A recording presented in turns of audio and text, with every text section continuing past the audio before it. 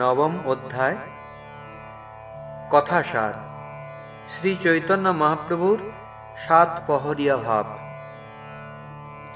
এই অধ্যায়ে শ্রী গৌর সুন্দরের সাত পহরিয়া মহাপ্রকাশ ও বিষ্ণু সিংহাসনের উপরে উপবেশন, ভক্তগণ কর্তৃক তাঁর অভিষেক, স্তুতি এবং 10 অক্ষর গোপাল মন্ত্রের বিধিমতে ষোড়শ উপাচারে মহাপ্রভুর পূজা ও মহাপ্রভুর ভক্ত প্রদত্ত দ্রব্য ভোজন, মহাপ্রভু কর্তৃক শ্রীবাস আদি ভক্তের পূর্ব বৃত্তান্ত কথন, ভক্তগণের সন্ধ্যা আরতিক, ভক্তবর শ্রীধরের আখ্যান এবং বৈষ্ণব চরিত্রের মাহাত্ম্য প্রভৃতি বিষয় বর্ণিত হয়েছে।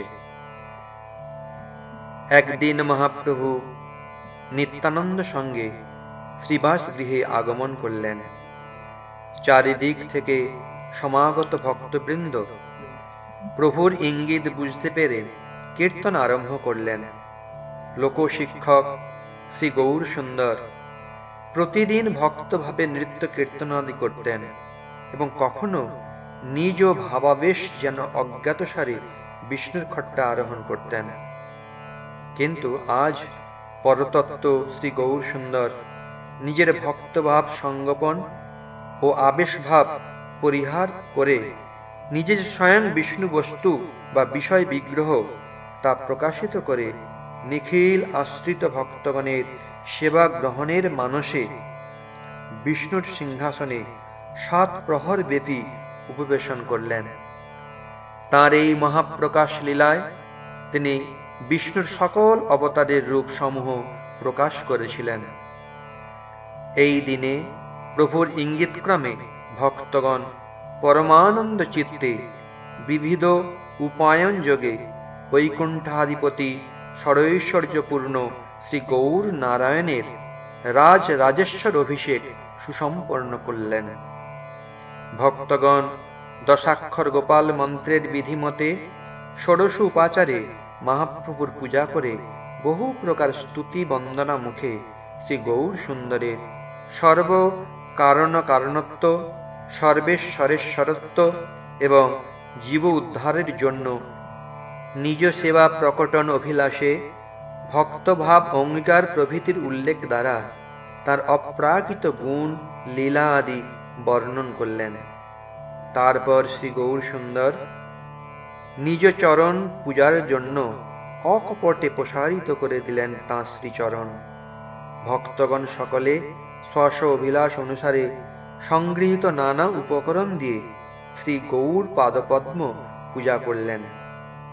মহাপ্রভু ভক্তের সেবা গ্রহণ করবার অভিপ্রায়ে উপযাচক হয়ে তাদের প্রদত্ত বহু প্রকার ভক্ষ উপাচার পরম আনন্দে ভোজন করলেন এবং শ্রীবাস আদি ভক্তবৃন্দের পূর্ব বৃত্তান্ত সমূহ বর্ণন করতে লাগলেন। ভক্তগণ কর্তৃক সন্ধ্যা আরতি সম্পন্ন হলে শ্রী গৌর সুন্দর তাঁর ঐশ্বর্য প্রকাশ লীলা প্রদর্শনের জন্য তার অতীব প্রিয় ভক্ত শ্রীধরকে আহ্বান করতে ভক্তগণকে আদেশ করলেন। প্রভুর আদেশে বৈষ্ণবগণ অর্ধেক পথে এসে শ্রীধরের উচ্চ হরিনাম ধ্বনি শুনে সেই হরিধ্বনি অনুসরণে শ্রীধর ভবনে গমন করলেন। বাহ্য পরিচয়ে শ্রীধর অত্যন্ত দরিদ্র হলেও তিনি মহাপ্রভুর অলৌকিক ভক্ত বলে কৃষ্ণ প্রেম ধনে নিত্যকাল ধনী ছিলেন। যুধিষ্ঠিরের মতো মহাসত্যবাদী দরিদ্র খোলা বেচা শ্রীধর ভগবৎ সেবার যে অসামান্য আদর্শ জগতে প্রদর্শন করেছেন তা সকলেরই অনুসরণীয়। পাষণ্ডীগণ মনে করত যে শ্রীধর দারিদ্র পীড়িত হয়ে ক্ষুধার জ্বালায় সারা রাত্রি জেগে ভগবানের নাম কীর্তন করতেন। তারা জানত না যে যিনি নিখিল ঐশ্বর্যের অধিষ্ঠাত্রী লক্ষ্মী দেবীর পতির সেবায় সর্বদা নিযুক্ত, তার কোনোদিন প্রকৃত প্রস্তাবে দারিদ্র থাকতে পারে না। শ্রীধর পাষণ্ডীগণের কথায় কর্ণপাত না করে সর্বদা কৃষ্ণ নাম রসপানে বিভোর থাকতেন এবং রাত্রি সময়ে নিজের ও জগতের পারমার্থিক মঙ্গলের জন্য আরতি সহকারে ভগবানকে ডাকতেন। ভক্তগণ সমীপে মহাপ্রভুর নাম শোনা মাত্র শ্রীধর আনন্দে মূর্ছিত হলেন। ভক্তগণ তাকে অত্যন্ত সাবধানে মহাপ্রভুর নিকট নিয়ে এলেন। শ্রীধরকে দেখে মহাপ্রভু পরমানন্দিত হলেন এবং শ্রীধরও প্রভুর দিব্য ভুমন মোহন রূপ দর্শন করে অত্যন্ত মুগ্ধ হলেন। প্রভুর বিদ্যা বিলাসকালে শ্রীধর কলা, মূল, থোড় প্রভৃতি বিক্রয় দ্বারা জীবন যাপন করতেন। ভগবান ভক্তের দ্রব্যই পরমানন্দে গ্রহণ করেন, কিন্তু অভক্তের দ্রব্যের প্রতি দৃষ্টিপাতও করেন না।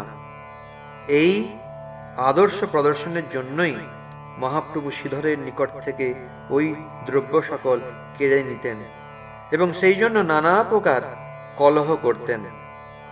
মহাপ্রভু সেই সকল লীলার কথা শ্রীধরকে স্মরণ করিয়ে দিয়ে তাকে অষ্টসিদ্ধি দানের ইচ্ছা প্রকাশ করলেন।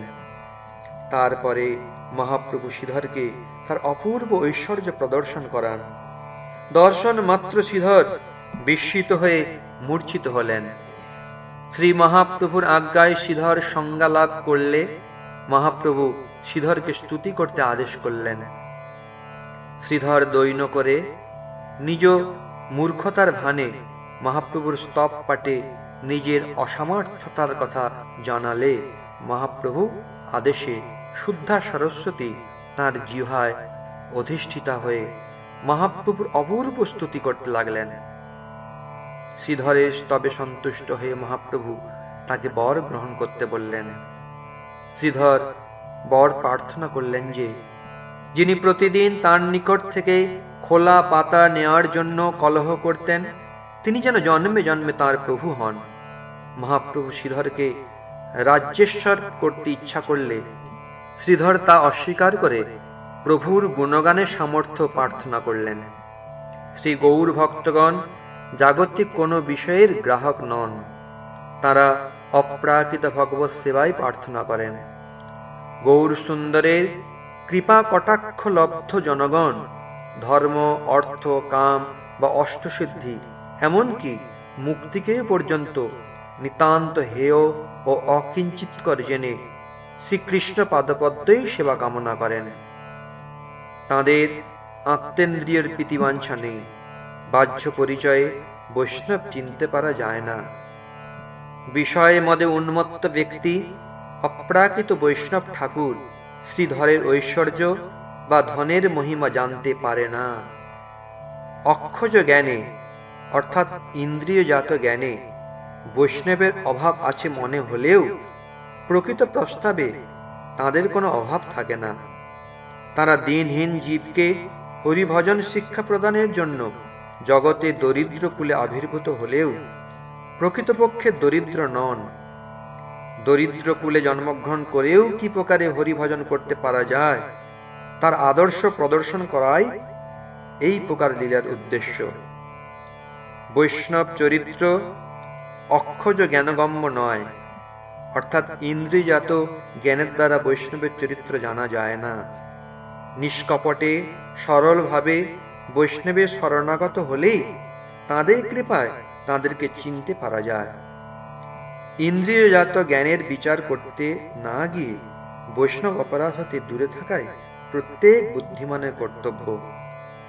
বৈষ্ণব অপরাধবিহীন জনই একবার মাত্র কৃষ্ণ নাম গ্রহণে অনায়াসে প্রেম লাভ করতে পারেন। অন্যথা সাধু নিন্দারূপ নাম অপরাধ এসে মহা অনর্থ উপস্থিত করে।